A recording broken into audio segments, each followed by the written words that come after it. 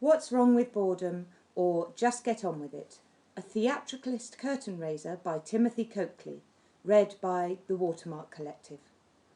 Dramatis personae: the writer, the producer, the actor, the girl.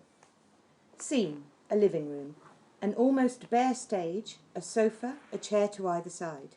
The writer is discovered lying on the sofa with his back to the audience. He is young, scruffy, unkempt, uncoordinated, and dressed in jeans, a jumper, and trainers. It is as if he is asleep. Note, this is not an interactive play, and the printed programme, which each member of the audience will have a copy of, asks the audience not to react if the actors address them. Bored, bored, bored. God, am I bored. I suppose it's a kind of enjoyable, lying on the sofa and just chilling out, but it gets so boring. Another wet weekend at home, nothing to do, nowhere to go, nobody to talk to, and I've totally run out of ideas. He wakes up slowly, turns around, rubs his eyes and stares at the audience in astonishment. Hey, there's people in our house. Hey, who are you lot? He calls off stage. Hey, anybody there? There's people in our house. There's lots of them. Help! They're sitting there like puddings. Hello? Anybody there? I can outstare you lot, you know. He stands up. Hey! Mr. P! Where are you? And when there's guests, one has to amuse them. This is some sort of unwritten rule we all have to abide by. How are you? How would you like me to take your coat? Would you care for a drink? What splendid weather we've been having. People always feel like they have to make cheerful, happy sounds when they get together. Heaven knows why. Oh, well, let's get on with it. Here goes. Good afternoon. How nice to see you, whoever you are. Well, what are we going to do? Anybody know any jokes? Any stories? Any songs? You, madam, you look as if you could show us a thing or two. No? You, sir, you look like you might have something to say for yourself. No? We seem to have got a bit stuck. Silence. He may sit down and stare into space here. Enter the producer. He bustles in. He is middle-aged, besuited, self-important, always in a hurry, always in the middle of something, always in a fluster. Did you call, Mr. W? Yes, I did. What did you want? You know how busy I am. Oh, there's a lot of people in our house, and they look bored. I mean, it seems like they need to be entertained. Oh, don't bother me now. Just get on with it, why can't you? He makes as if to leave. But I don't know what to do. Can't you juggle? No. Dance? No. Do tricks? No. Well, what can you do? I can be myself. Well, do that then. I'm doing it now. But it's not interesting. That's hardly my problem. What about the audience? Audience? Oh, that's what they are. I was wondering. Who brought them here? I did. You never told me. I meant to, but just forgot. You know how busy I get. What did you bring them here for? To be entertained, of course. Well, you entertain them. Well, I can't. I don't know how to do anything. That's why I'm a producer. Why can't they go home? Send the audience home who never heard of such a thing. After they paid good money to be here. There's some good programme on telly, Your Wildlife of South America. I saw it last year. It featured 2 porcupines making mad, passionate love. It was a bit tricky at first, then it was absolutely amazing. They don't want to watch telly. They can do that any time. It's usually a good film on at the Roxy. The Roxy became a bingo hall years ago. Bingo! They could go and play bingo. No. Go down the pub. No. A football match, eh? That's a kind of drama. Come on, United! No. They could play a game of cards. I can recommend strip poker. Maybe not with this lot, it could get embarrassing. Oh, what's that board game? The one that's just like real life, where you buy and sell houses with bits of paper. Monotony, isn't it? I think you mean Monopoly. Yes, that's the one. No. Go to a concert, huh? Hey, rock and roll? No. A tempo in bowling? No. Listen to the radio? No. They won't be fobbed off. They've come here to see a play. Now you tell me. Bit short notice, isn't it? I can't just write a play from scratch in 5 minutes, you know. I'm afraid you're going to have to do something. Why? Because we are here today in an endeavour to fill the hearts and minds of the Philistines. We are attempting to sprinkle a little understanding onto the great unwashed, to beguile the barbarians, to harangue the hordes, and to mollify the multitudes. We are trying to keep alive the tradition of live performances in this country. We are flying the flag for British theatre, and I'm trying to make a few quid. Well, I'm trying to have a kip. It's my day off and you're stressing me out. I can't just produce a play out of nowhere. I mean, do you realise what hard work it is facing a blank piece of paper every day? Trying to reach up to the sky and bring down something out of it on a regular basis? You can't just do it on impulse, you know.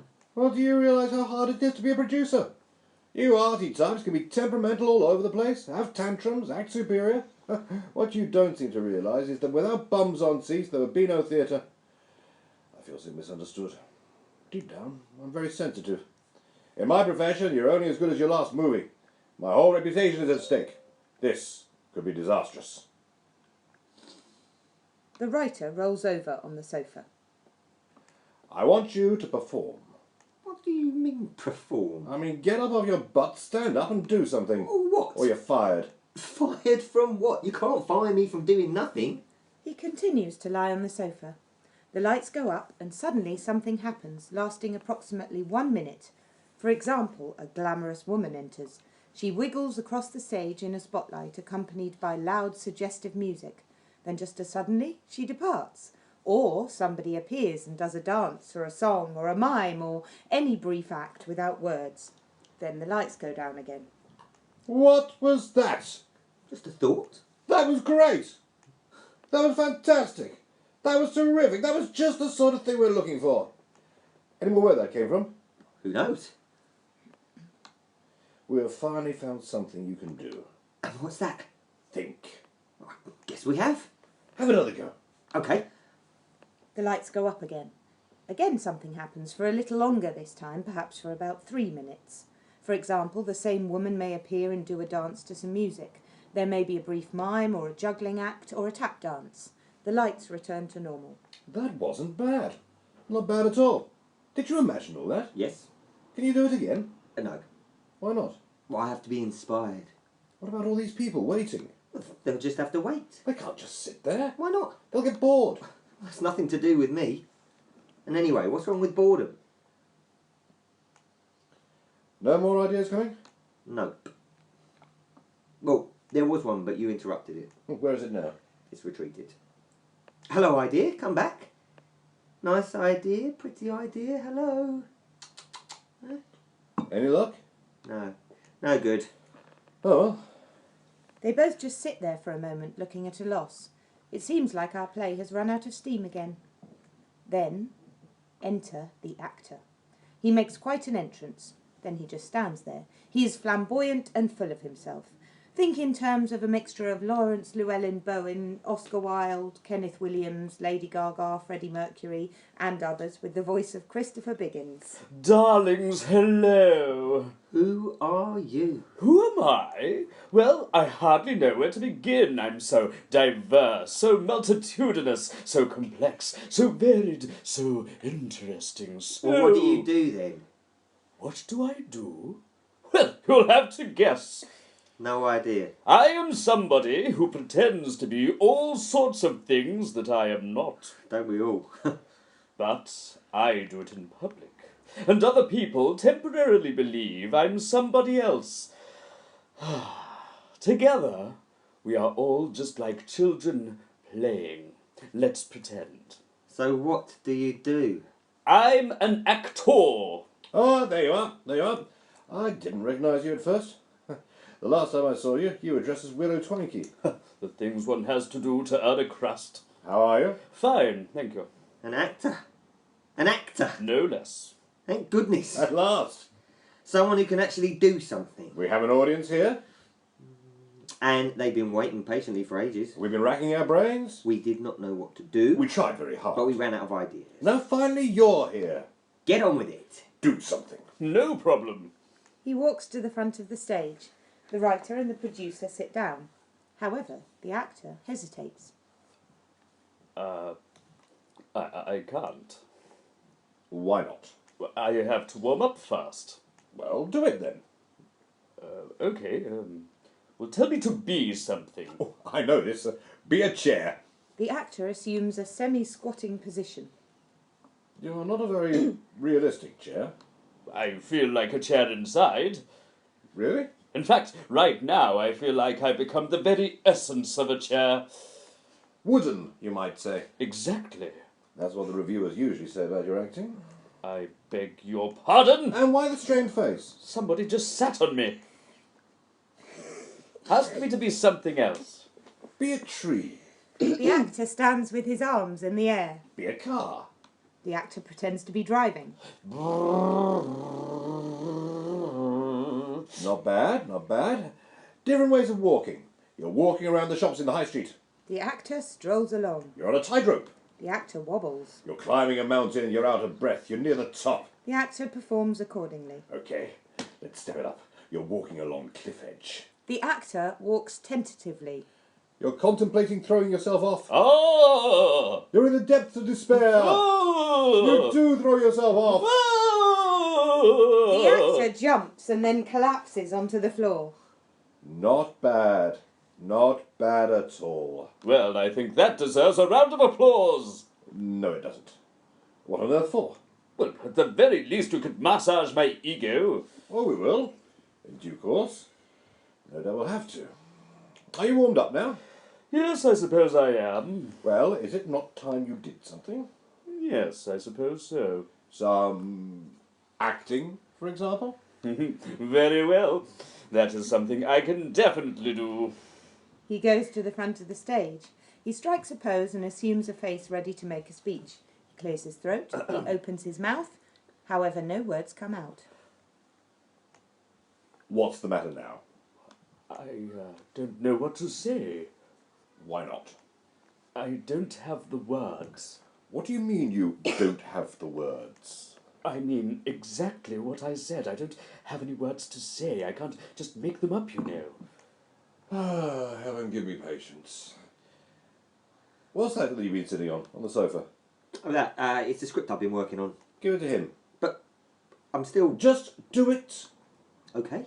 The writer hands the script to the actor. Fantastic! At last!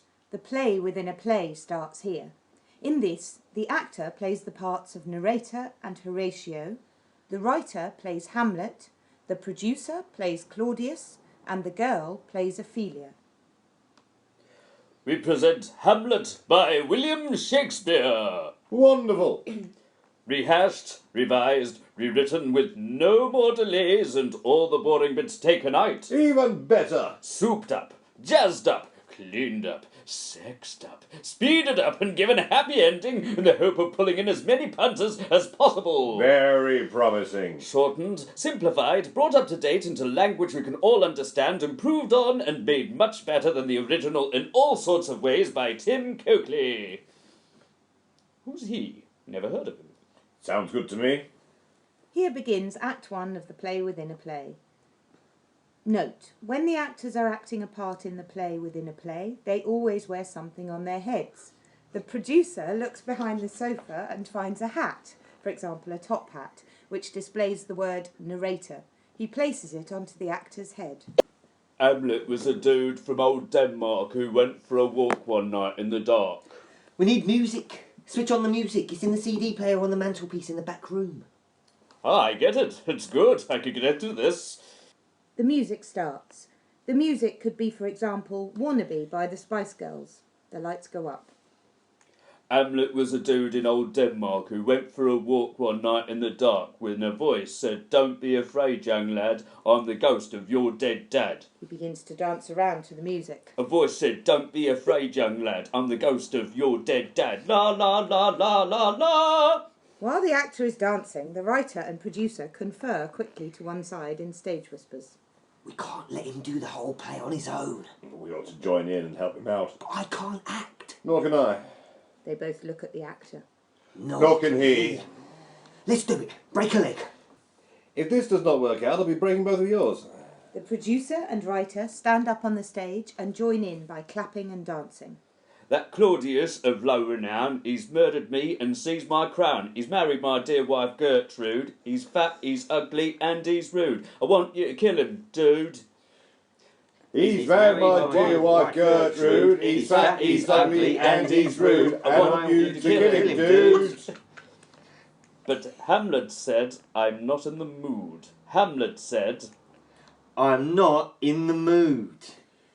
He's married my dear wife Gertrude, he's fat, he's ugly and he's rude, and I want you to kill him, dude, but Hamlet said I'm not in the mood. Exit Hamlet. Actor and producer continue dancing. They may be waving their arms in the air at this point. There now, it seems, a lot at stake, for murder is no piece of cake, and as he's no doer, just a thinker, Hamlet's trapped hook, line and sinker. As he's a thinker, not a doer, Hamlet's prospects now are poor. He'll be suffering, we guess, from that modern evil stress, and the possibility increases that Hamlet will end up in pieces. Exeunt actor and producer. The music continues, then fades out. Silence for a moment, then enter Hamlet. He is in costume now and is wearing a black tunic with a medallion, a blonde wig, and is wearing a wooden sword. There is now a soliloquy. I'm not up to this. I am just not up to it. I'm suffering from stress. I can't cope. I can't go on, I tell you. He takes off his wig. I wasn't too sure whether to wear this or not. In fact, there I was backstage muttering to myself, to pay or not to pay? Sorry, ladies and gentlemen, I couldn't resist that little burst of spontaneity. It just crept over me and... Get on with it! Hamlet replaces his wig. Enter Horatio. He is wearing a hat to differentiate him from the narrator. Hamlet! Horatio, my dear friend. How blows the wind with you, Hamlet? How's it going? Not good. I can't go on like this. It's all too much. There I was, just mooching along, leading the life of an ordinary prince, and suddenly I'm in a drama facing all sorts of decisions and having to deal with all sorts of crises. I don't know where to turn. Sounds to me like you're depressed. You could be right. Well, you've come to the right person. You can turn to me. Apart from being a fellow sensitive soul and your best friend, I've been doing a course in counselling, and in recent months I've been investigating all the complementary therapies.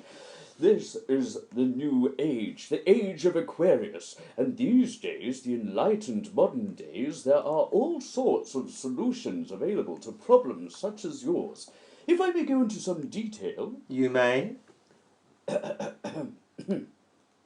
And now at this important juncture, I'd like to mention acupuncture, counselling and naturopathy, massage and homeopathy, and of course the Alexander technique will do wonders for your physique. Or if you're feeling shaky, there's nothing like a little Reiki. The Germans swear by St. John's wort, the French go off to a resort. The Indians use Hopi ear candles on hippies with long hair and sandals. And then there are antidepressants, which I've been on since adolescence. Those and certain tranquilizers are mentioned by the best advisors. Meditation and Christianity have done wonders for my humanity. Yoga and psychodynamics, knitting, painting and ceramics, the works of Adler, Jung and Freud, may soothe you when you feel annoyed, and the Buddha, Tai Chi and Islam may induce a certain calm. The actor stands up. I think I deserve a round of applause. No, it doesn't. Sit down. The actor sits down. Spoil sport. Killjoy. So, which therapy or treatment would you recommend? Oh, none of them. I've tried the whole lot. They don't work. They're all a dead loss. So what should I do then? What? Do you really want my advice? Yes. Well, my advice is simply, get on with it. You're right. I should just get on with it. Who's that hiding behind that door? Somebody spying on us? It must be Claudius. Rat. Dead for a ducat, dead. He draws his sword. He stabs his sword through the back door. There is a groan and the sound of somebody falling. I've killed Claudius. No, it's not Claudius. Who is it then? It's Polonius. Sorry. What happened? I've accidentally killed Polonius. I stabbed him in the arse. Sounds painful. I just can't do anything right, Horatio. I just can't do anything right. I can't do anything right. I can't do anything right. Although I keep trying, there is no denying I just can't do anything right. I've made an appalling mistake. I think I should jump in the lake. Although I keep trying, there is no denying I've made an appalling mistake. I have got it all wrong again. Yes, I've got it all wrong again.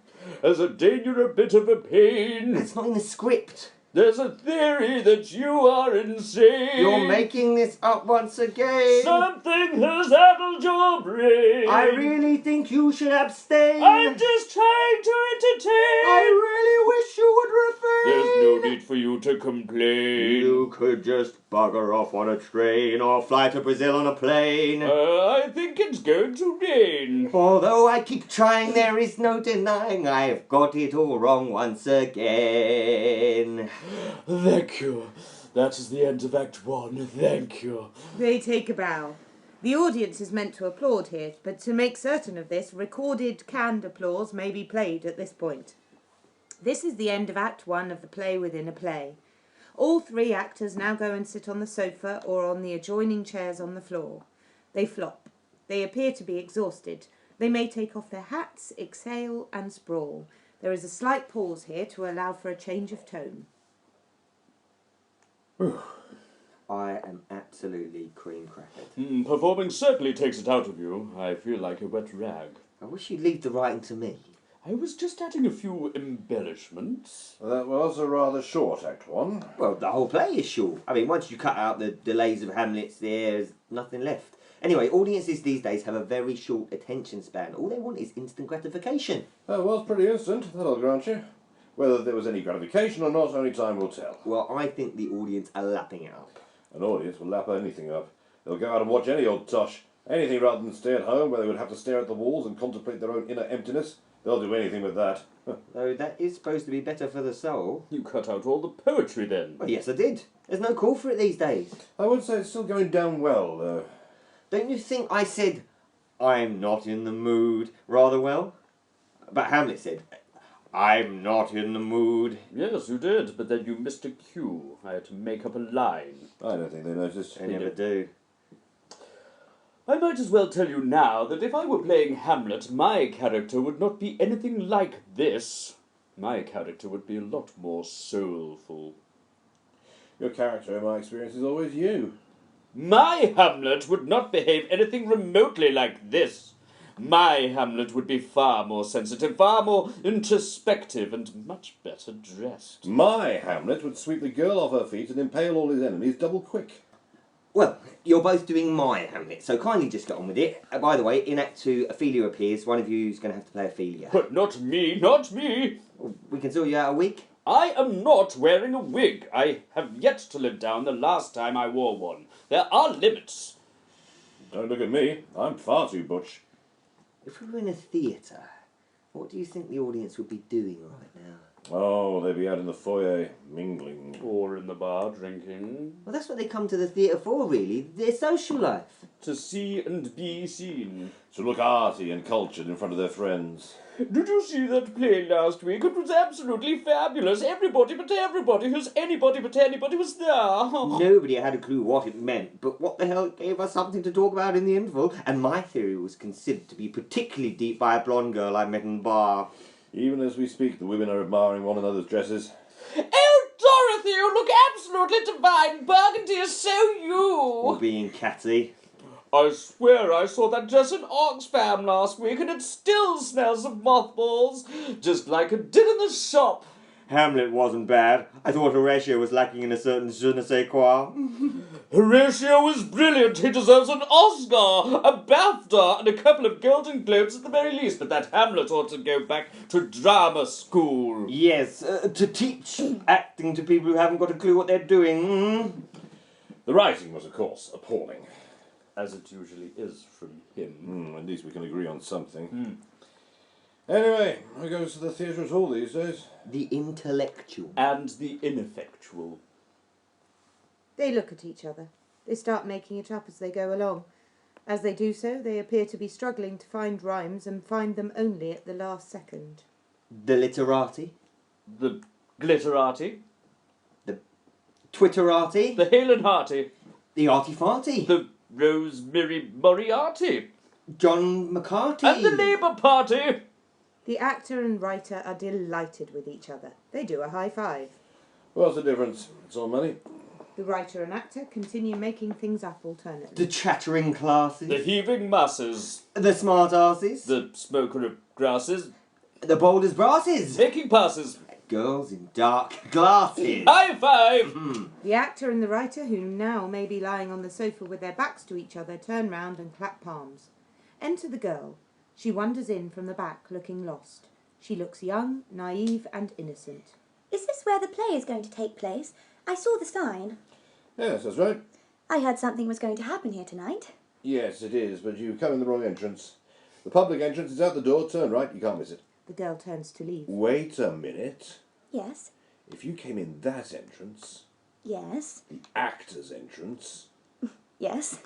you have to act in the play. Really? Yes, it's an avant-garde piece where the audience take on an active role. It's a postmodern interactive experimental play. Golly, how exciting! Yes, it is rather. Is it a thriller? Well, I wouldn't put it as strongly as that. Though it has been pretty unpredictable so far. Who are all those people? Are they in it too? Yes, they're playing the part of the audience. They are very realistic. Oh, absolutely, yes. They're seasoned professionals. They've had weeks of rehearsal and now know exactly what to do. An audience always does. It just pleases itself. What is that sofa? Is it one of the props? No, that is the casting couch. It looks nice. It gets nicer. Mr. P, really? Can't change the habit of a lifetime. What do I do now? Easy. Just grab that piece of paper and read what's written on it. Let's go, boys. The audience are back. Time for Act 2. Exeunt all. Here begins Act 2 of the play within a play. Background music along the lines of the Spice Girls, optional. Enter the narrator, wearing the narrator's hat. In a bar in downtown Copenhagen, Hamlet said, "Is this seat taken?" Ophelia cried, "This must be fate, 'cause I think you are my blind date. Life boils down to what you can get, and you're the best thing off the internet."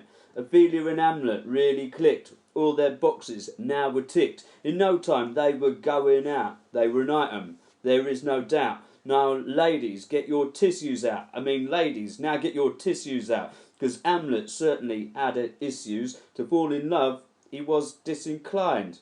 Because he had murder on his mind. Exit narrator. Music stops. Enter Ophelia. She is now wearing a crown of flowers. I can't stop thinking about him.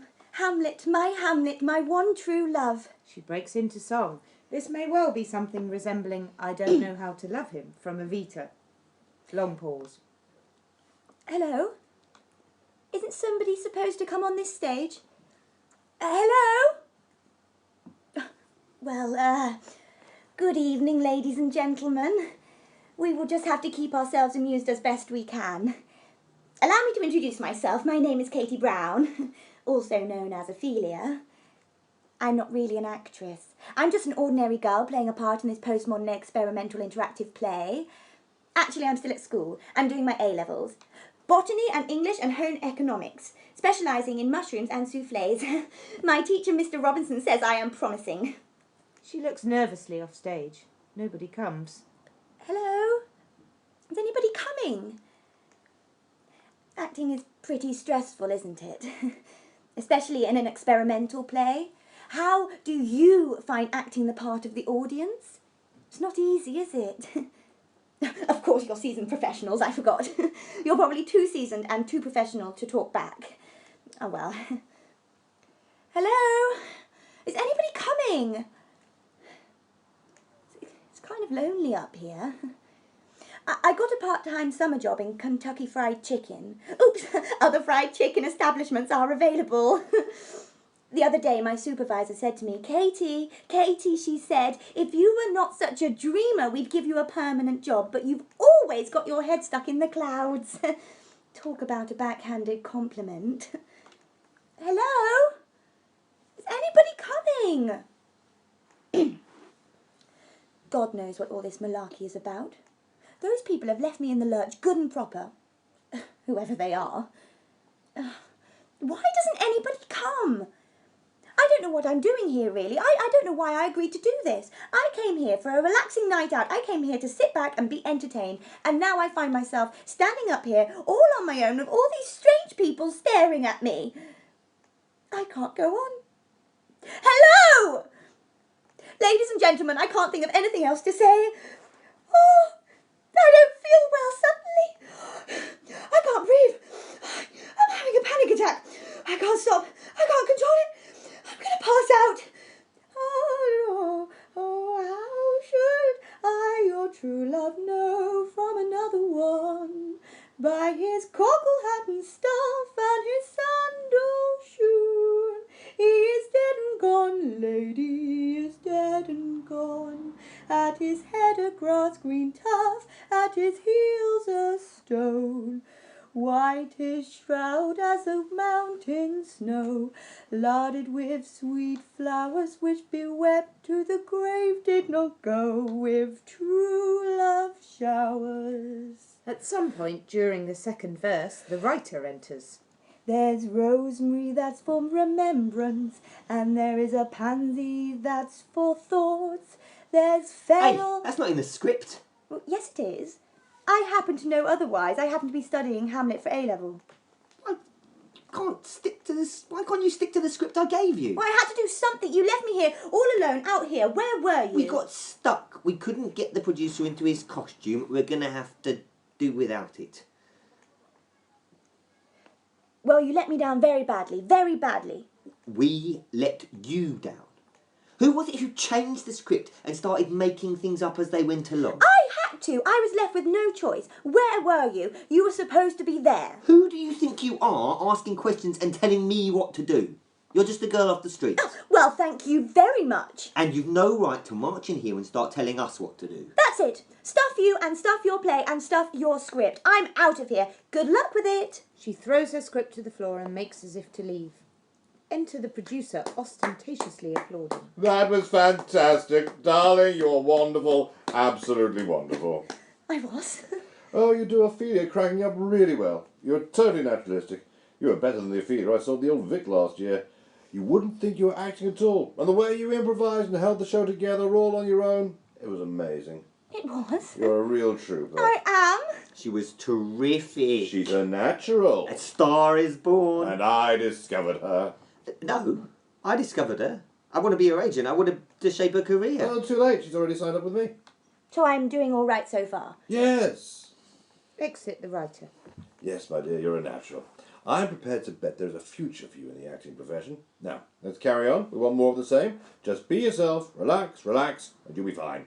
Let it all hang out. Breathe. Breathe in, breathe out, breathe in, breathe out, in, out, in, out. That's it. Flop those arms. Let everything flop, flop, flop, flop. Relax. Terrific. Okay, let's take it again from the top. Sorry about this, ladies and gentlemen. Let's go again, everybody. From the top. Places, please. Action. Exit producer. Ophelia picks up her script. Enter Hamlet. Darling. Darling. Darling. Darling. They embrace.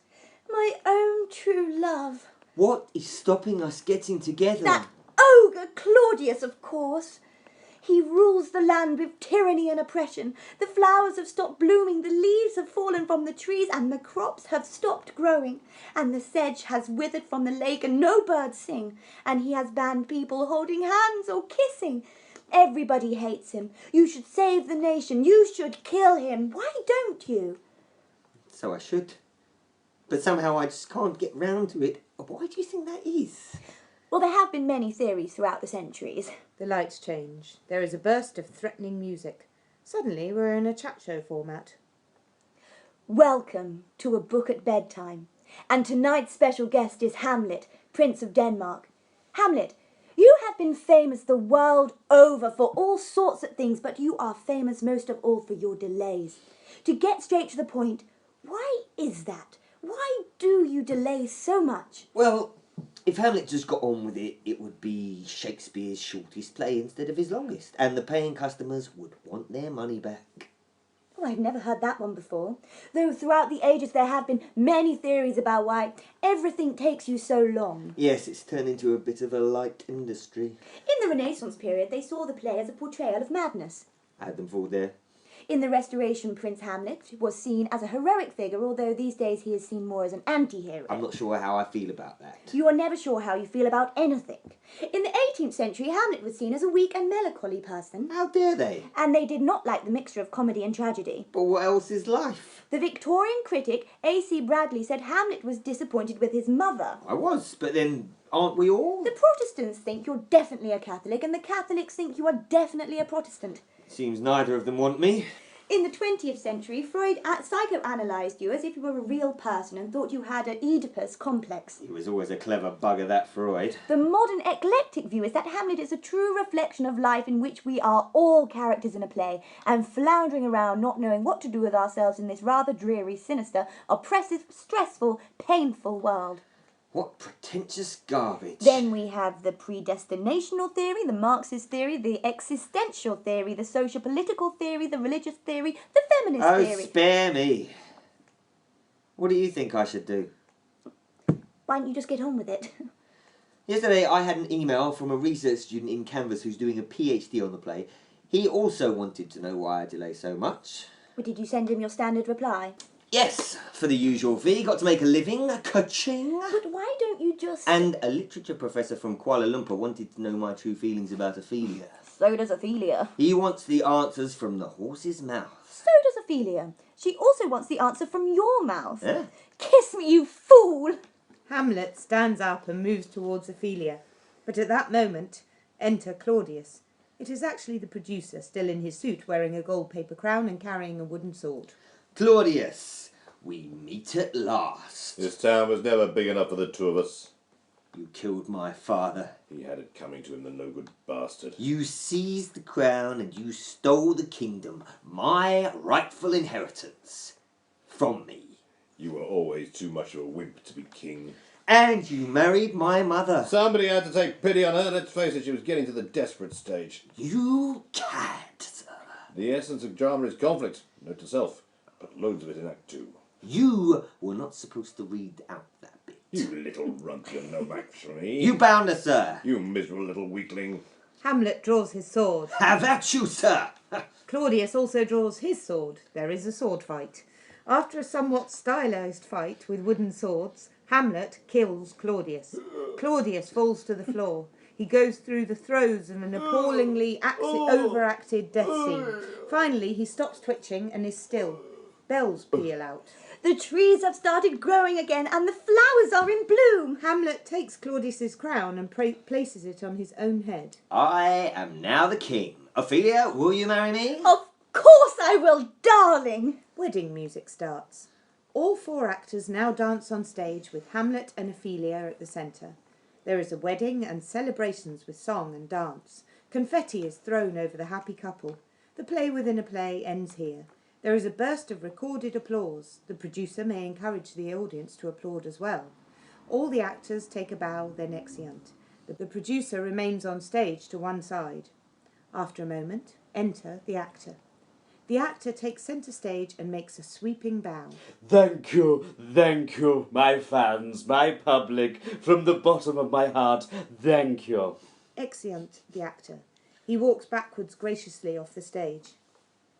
Marvellous, incredible, wonderful. Well, I think that deserves another round of applause. There is more recorded applause and hopefully the audience also claps again.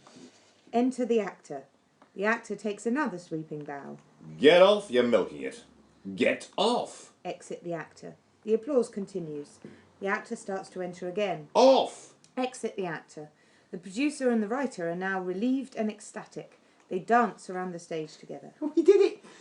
We finally did it. Wasn't it fantastic? I always send people away with a smile on their faces. I'm known for it. The dancing subsides, but the writer and producer still have their arms around each other. A hit, a palpable hit. We'll be famous. All over again. Darling, you were wonderful. To coin a phrase. Of course it was my verbal dexterity that won them over. Rubbish. It was my high production values which kept them on the edge of their seats. Let's face it, we were both terrific. Yes, we were. Let's do it again very soon. Let's start planning the next one. Let's do lunch next week. How about Tuesday? Done. See you then.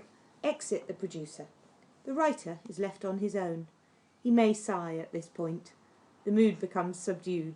He may take off his costume and his hat here. The rest is silence. The writer's tone is reflective.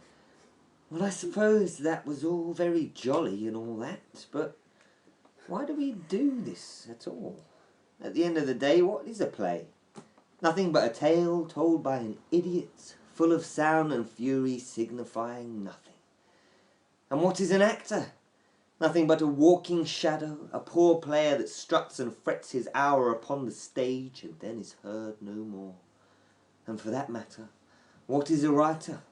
Nothing but a lonely person staring at a blank sheet of paper. Maybe it'd be better, on the whole, for the actor not to act, for the play to remain unplayed, and for the page to remain blank.